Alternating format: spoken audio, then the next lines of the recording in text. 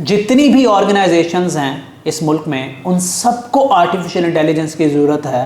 सवाल ये पैदा होता है कि वो एआई से कैसे फ़ायदा उठा सकते हैं। मतलब कि एआई ट्रांसफॉर्मेशन क्या है।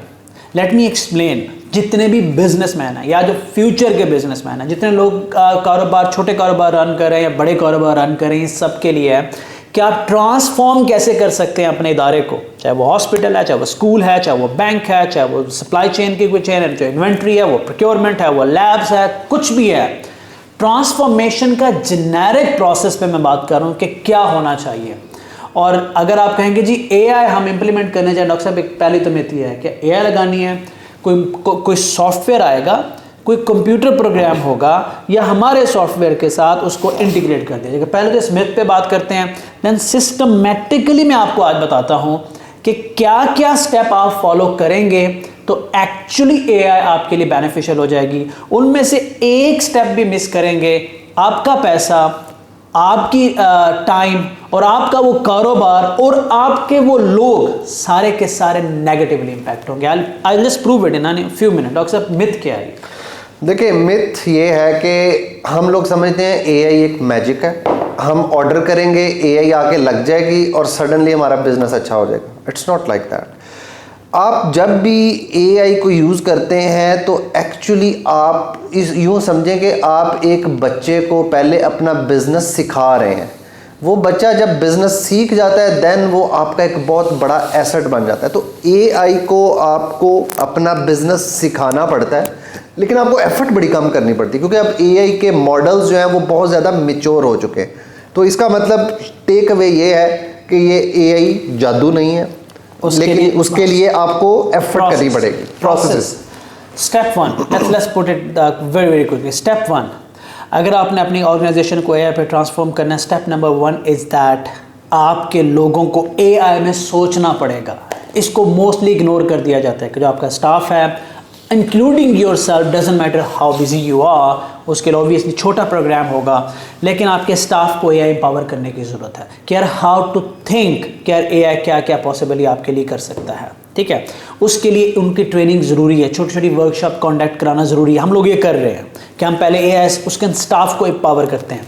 अगर आप ये स्टेप मिस करेंगे और किसी अच्छी ऑर्गेनाइजेशन से सिस्टम बना लेंगे and they don't know the value of AI, they don't know how to use it and they consider कि हमारे खिलाफ कुछ हुआ है, उनका मोटिवेशनल लेवल, उनका लॉयलिटी लेवल, उनके जो एप्रीहेंशंस हैं वो बहुत बढ़ जाएंगे, लॉयलिटी और मोटिवेशन उसकी नीचे चली जाएगी।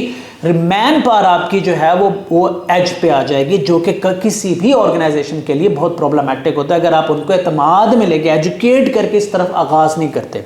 उनको हम खबर देते हैं, हम अक्सर सेट कल्चर जो होता है उनको खबर देते हैं और बड़ी खुशी के अंदाज में देते हैं कि हम अपनी ऑर्गेनाइजेशन में आर्टिफिशियल इंटेलिजेंस का इस्तेमाल करने जा रहे हैं, ये सोचे बगैर कि वो मजदूर क्या सोचेगा।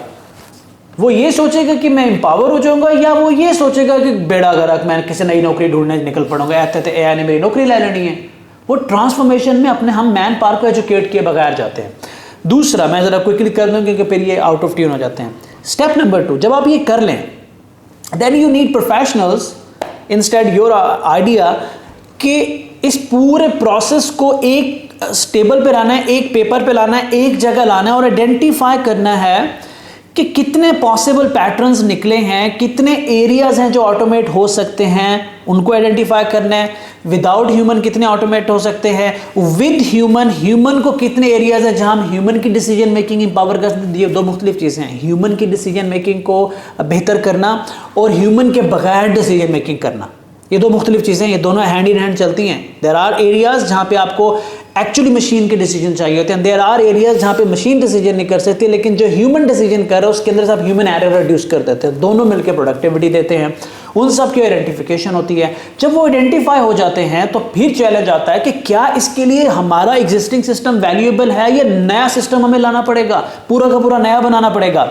फिर असेसमेंट होती है, टेक्निकल असेसमेंट होती है आपके सिस्टम की, that how you are going to connect your system with the models and how it communication establish कैसे हो, क्योंकि एक रात में पूरा सिस्टम उड़ा के नया सिस्टम तो नहीं लगा सकते ना, फिर वही होगा, कस्टमर सेटिस्फेक्शन गिर जाएगी, प्रॉब्लम आना शुरू हो जाएंगे, रिसोर्स फ्रस्ट्रेट हो जाएंगे, फिर कंपनी में मुसीबत पड़ जाएगी, ट्रांसफॉर्मेशन आपके गले पड़ जाएगी।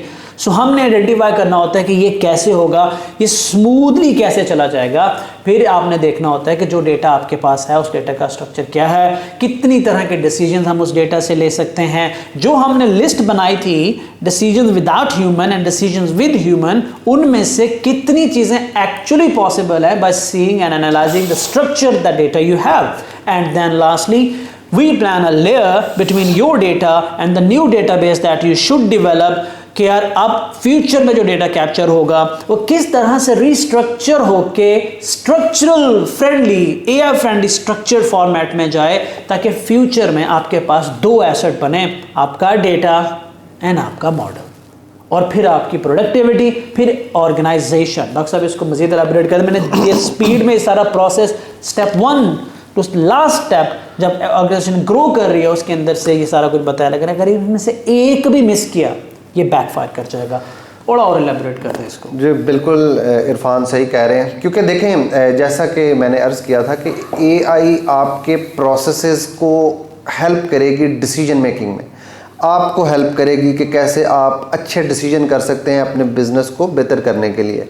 लेकिन आप आंखें बंद करके हर जगह एआई नहीं लगा सकते। क्यों? क्योंकि आपने एआई से वैल्यू निकालनी है, आपने फ़ायदा लेना है, ना कि आपने एआई की बेस पे अपने सिस्टम स्लो करने। और एआई के लिए आपको डेटा जो है वो उसके बगैर एआई एग्जिस्ट नहीं करती। क्यों? क्योंकि हम जब मॉडल कहते हैं तो मॉडल एक्चुअली एल्गोरिदम और डाटा से बनता है, लेकिन क्या आपके पास जो सारा डाटा है वो एआई कंपैटिबल है? ये कोई एआई प्रोफेशनल ही देख के आपको बता सकता है। और बाज़ दफ़ा ऑर्गेनाइजेशंस ये गलती करती हैं कि यार पहले हम डाटा इकट्ठा करते जाते हैं और बाद में हम इस पर एआई के मॉडल बना लेंगे, लेकिन जब साल डाटा इकट्ठा करते हैं तो उन्हें पता चलता है यार ये डाटा तो एआई के लिए यूज़ ही नहीं हो सकता। तो इसलिए आप डाटा जो एग्जिस्टिंग है उसको कन्वर्ट करें स्ट्रक्चर में, ताकि उससे मॉडल्स बन सकें। और इसके लिए आपको इरफान ने जो बड़ा अच्छा रोड मैप दिया, मैं समझता हूँ ये अमेजिंग है। और इस पे इरफान मेरा ख्याल है कि हम थोड़ा सा और भी इसको फर्दर एलैबोरेट करना शुरू करेंगे। डॉक्टर साहब का आइडिया है, ईमानदारी से बता देते, तो बड़े डाउन टू अर्थ बंदे हैं। हम लोग इंशाल्लाह बहुत जल्द, मैं अनाउंसमेंट इसलिए कर देता हूँ कि वापस आने का रास्ता ना बच्चे, मैं सेफ तो खेलता ही नहीं हूँ ना। AI for entrepreneurs, her organisations की नीड्स मुख्तलिफ होती हैं, हर ऑर्गेनाइजेशन के अंदर ट्रांसफॉर्मेशन प्रोसेस जो होता है वो थोड़ा अप एंड डाउन होता है। So we have decided to address each organisation that we have. Time लगेगा, लेकिन हम हर ऑर्गेनाइजेशन को अलग से रोड मैप देंगे कि यार आप कैसे कर सकते हैं। अगर उनमें से 10% भी कर लेते हैं तो ओवरऑल इकोनॉमी पे बहुत बड़ा फ़ायदा होगा। This is what we gonna do. Thank you very much.